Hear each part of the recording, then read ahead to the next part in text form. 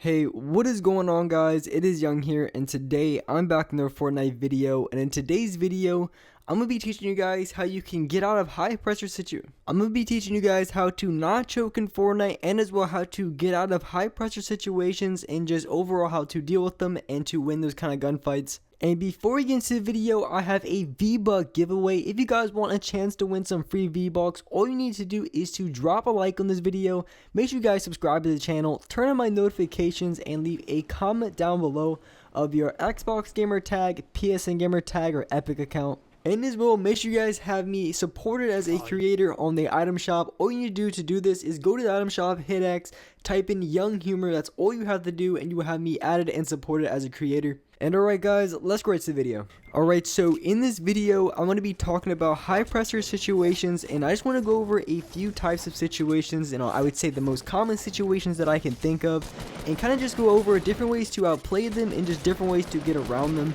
And just basically give you guys some tips and tricks on how to win in Fortnite, and as well just get around different situations that are just not the best. So I'm going to go through quite a few of the high pressure situations that I see in a game to game basis. And I would say the first one is just not having enough mats, and just going into a gunfight with not enough mats is a huge problem. Especially in Season 7 with all the new things in the game, like there's dynamite, you got planes, the boombox is added to the game now. So if you're not careful, you're going to be burning through mats left and right, and you're never going to have any mats left over, and you're going to get screwed over because of it. So not having enough mats is a huge problem, and there's definitely a few ways you can go about this. And it really depends what point you are in the game, if you're in the early game, or maybe you're in the late game, mid game. And I would say for the early game, the best tips I can give you guys when it comes to getting mats in the early game, and I really do believe that the best way to counter this is just try to avoid this situation completely.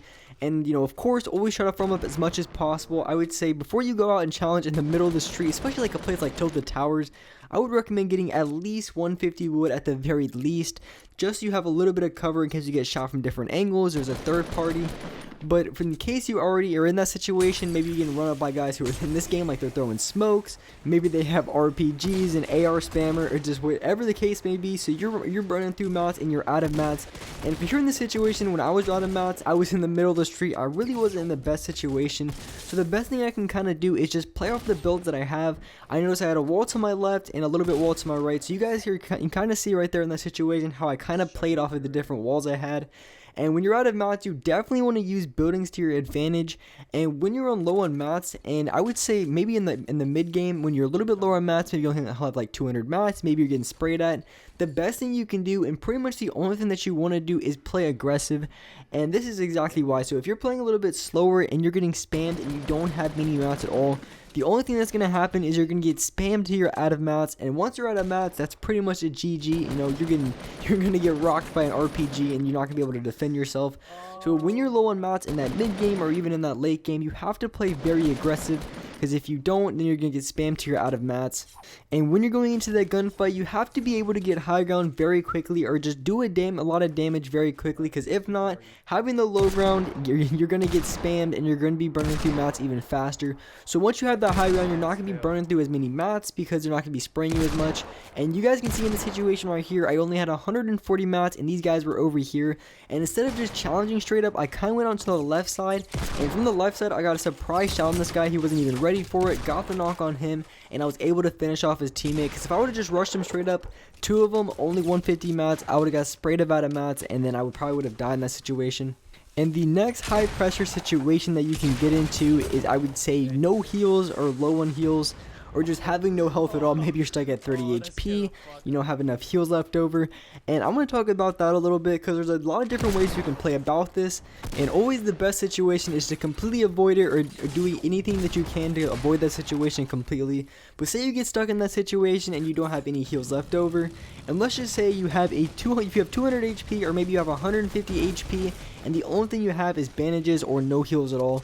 And once you have that type of HP, you have to play very careful, because any tags that the other player gets on you, you're not going to be able to get back, because once you lose your shield, you're not going to be able to get it back at all.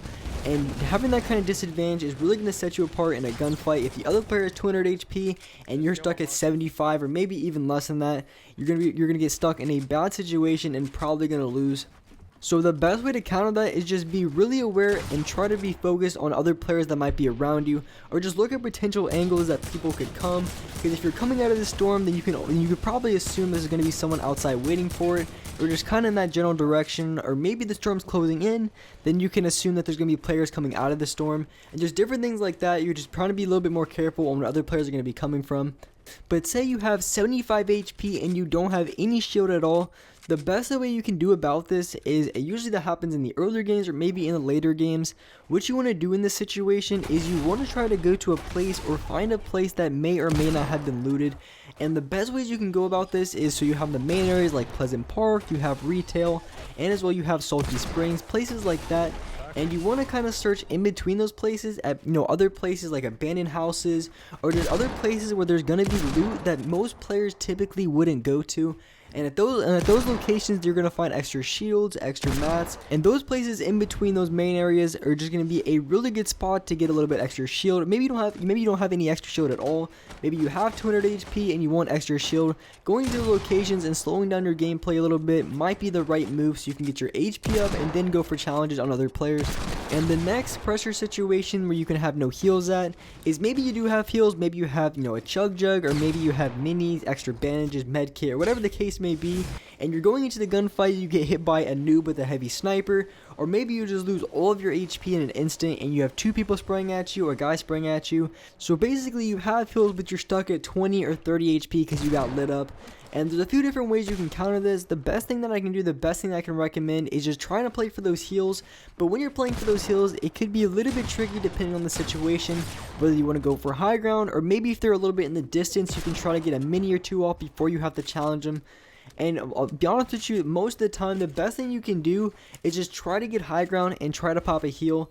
And one thing that I've noticed every single time is, say you have high ground and there's a guy building up to you and you don't have much HP at all, typically I would try to go up a little bit, try to get a shot off, because if you're getting sprayed at or getting run up on and you hit a guy for like 80 damage or maybe even 100 or even more with the pump shotgun, or just do any sort of damage to them like that, I guarantee they're going to back off of you and you're going to have enough time to get your heals off. So if you're ever stuck and you need to get some heals off, if you can just get one good tag on that player, I guarantee they're going to back off and they're not going to peek again. And that could be the same with snipers or just other people that are peeking really hard. If someone's peeking you really hard and you hit them with an 80 headshot with the heavy AR, I guarantee they're going to back off and not peek as hard again. And it's actually kind of funny to see, because you see those players who are peeking really hard and they're just spraying and spraying and spraying, and the second you get that 80 damage shot on them in the head, or maybe you hit them with 100 with the pump, whatever the case may be, you hit them for that big damage shot and then they just back off and they challenge really reluctantly after that, and they're kind of just lost whether they want to challenge, because if they know they challenge, they're going to get popped again for that headshot. So if you're fortunate enough to get a good tag on the other player, it's going to give you enough time to get those heals off. And the last high pressure situation that you could probably get into is in that in-game situation, how to close out a game, not choke in the end game. And there's a few different ways you can approach it when it comes to the end game. You could definitely play it. It depends on if you have enough heals, if you have enough mats. You definitely want to play with the situation and the circumstances that you have. But for most cases, what I can recommend, the best tip I can give you guys, and when it comes to the circle, is just always trying to focus on the circle and always trying to rotate a little bit earlier. Because if you rotate a little bit earlier than the other players, because say if there's two teams left and you see the zones on the other side and you rotate earlier, what's going to happen is the other teams are going to try to rotate later, and they're going to be caught by the storm. And while the other teams are fighting it out, trying to get to zone, you're going to be already in the next zone, and you're going to have your AR out, maybe you have a base posted, or just maybe have a little bit of a high ground, and you're just going to go to town and third party the mess out of them. And honestly, most of the time in that late game, the circle's coming in pretty quickly, so if they're not running the entire time, they're going to get hit by the zone. Meaning, so if you spray at them and they're trying to come into the zone, you're going to get a lot of tags on them. You're going to hit them for 35 shield constantly. You're going to drain off all their shield. And when the storm pushing in that quickly, it's going to be very hard for those type of players to get their heals off. So once you tag them for their shield, they're not going to have any time at all to get off any minis, any big pots. So once you get off their shield, you're all set. They're not going to have any shield left after that. So being able to rotate early in that late game is really going to set you apart and make you able to win and close out a lot more games here in Season 7. And with that being said, that'll wrap it up for this video. Hope you guys enjoyed this video. Hope this video helped you guys in any way. And if you could, drop a like on this video. Make sure you guys subscribe to the channel if you haven't already. Turn on my post notifications so you're notified for every single new video. And alright guys, I will see you next video.